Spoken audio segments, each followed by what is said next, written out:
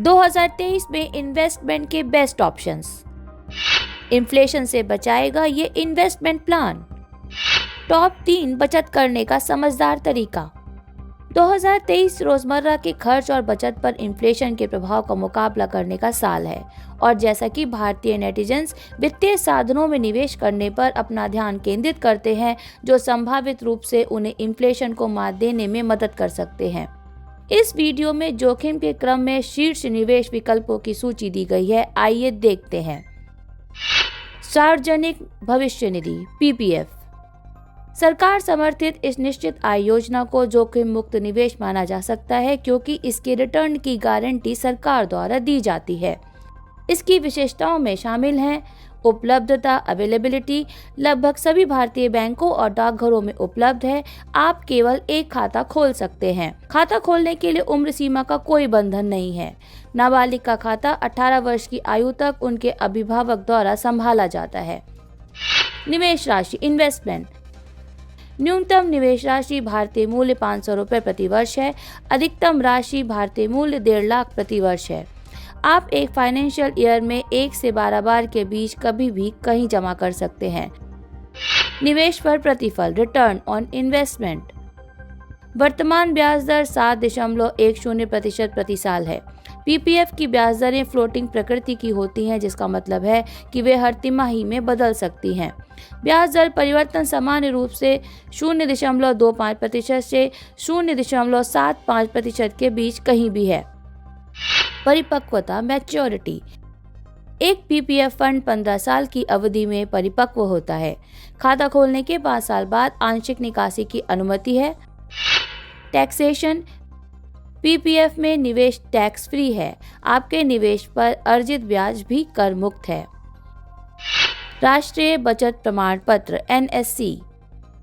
जोखिम मुक्त निवेश के रूप में देखे जाने पर एनएससी एक सरकारी समर्थित निश्चित आय निवेश योजना है। उपलब्धता प्रमाण पत्र भारतीय सार्वजनिक बैंकों, कुछ निजी बैंकों और सभी डाकघरों में आसानी से खरीदा जा सकता है। निवेश राशि भारतीय मूल्य 1000 की न्यूनतम निवेश राशि अनिवार्य है। आप एक फाइनेंशियल ईयर में 12 किश्तों में 100 के गुणक में कितनी भी राशि निवेश कर सकते हैं या एक बार में वांछित जमा कर सकते हैं। निवेश पर कोई ऊपरी सीमा नहीं। वित्त मंत्रालय द्वारा प्रत्येक तिमाही में घोषित दर पर वार्षिक रूप से निवेश ब्याज चक्रवृद्धि पर प्रतिफल। परिपक्वता अवधि के अंत में ब्याज का भुगतान किया जाता है। परिपक्वता यानी कि मैच्योरिटी एनएससी में 5 साल की लॉक इन अवधि होती है। प्रमाण पत्र धारक के निधन जैसे मामलों में समय पूर्व निकासी संभव है। प्रति वर्ष भारतीय मूल्य 1.5 लाख तक का कराधान। निवेश आयकर अधिनियम की धारा 80C के तहत आपकी कर योग्य आय से मुक्त है। हर साल ब्याज को पुनर्निवेश के रूप में माना जाता है और कर नहीं लगाया जाता है, लेकिन ब्याज का अंतिम हिस्सा आपके नियमित टैक्स स्लैब के अनुसार लगाया जाएगा। डाकघर मासिक आय योजना। डाकघर मासिक आय योजना घरेलू परिवारों में लोकप्रिय है, विशेष रूप से गृहिणियों और उन व्यक्तियों के बीच जो निष्क्रिय आय अर्जित करते रहे हैं और कुछ रिटर्न बनाने के लिए निवेश करना चाहते हैं। उपलब्धता अवेलेबिलिटी। भारतीय डाक सेवा एकल खाता, संयुक्त खाता 3 वयस्कों तक, नाबालिग और या विकृत मस्तिष्क वाले व्यक्ति के अभिभावक या माता पिता और यहाँ तक कि 10 वर्ष से अधिक आयु के नाबालिग के नाम पर भी। निवेश यानी कि इन्वेस्टमेंट। एक खाता खोलने के लिए भारतीय मूल्य 1000 के न्यूनतम निवेश की आवश्यकता होती है और क्रमशः एकल और संयुक्त खातों के लिए भारतीय मूल्य 4.5 लाख और 9 लाख तक की अधिकतम शेष राशि की अनुमति है। मैच्योरिटी।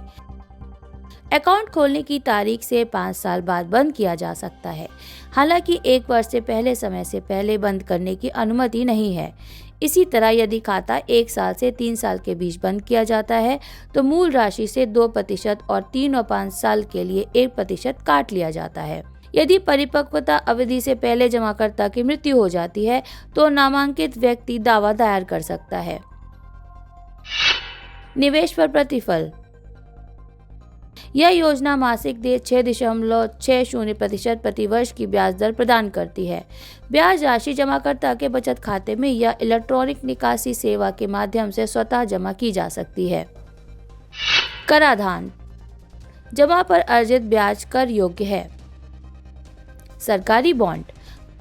भारत सरकार ने सॉवरेन बॉन्ड बाजार में घरेलू भागीदारी को प्रोत्साहित करने के लिए व्यक्तिगत निवेशकों के लिए बॉन्ड की सीधी खरीद शुरू की है, जो पहले केवल गिल्ट म्यूचुअल फंड के माध्यम से सरकारी बॉन्ड में व्यापार कर सकते थे। उपलब्धता। सरकार नीलामी की तारीख से पहले अपने बॉन्ड की पेशकश की घोषणा करती है। ये बॉन्ड राज्य सरकारें और केंद्र सरकार दोनों जारी करती हैं।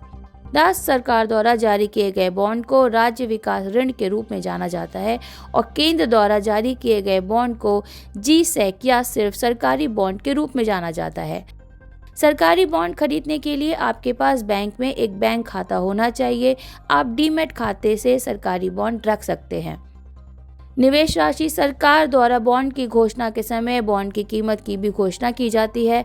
जी-सेक में निवेश करने का सबसे आसान तरीका ई-कुबेर ऐप का उपयोग करना है, जो केंद्रीय बैंकिंग प्राधिकरण के लिए पसंद का आवेदन है। दूसरा तरीका सरकार द्वारा उस उद्देश्य के लिए सूचीबद्ध एक वाणिज्यिक बैंक या एक प्राथमिक डीलर के माध्यम से भाग लेना है। उसके लिए आपको एक प्रतिभूति खाता खोलना होगा।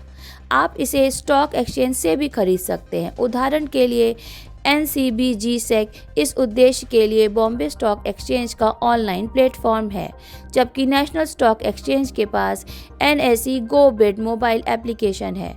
इसे खरीदने के लिए ब्रोकिंग प्लेटफॉर्म का भी उपयोग किया जा सकता है।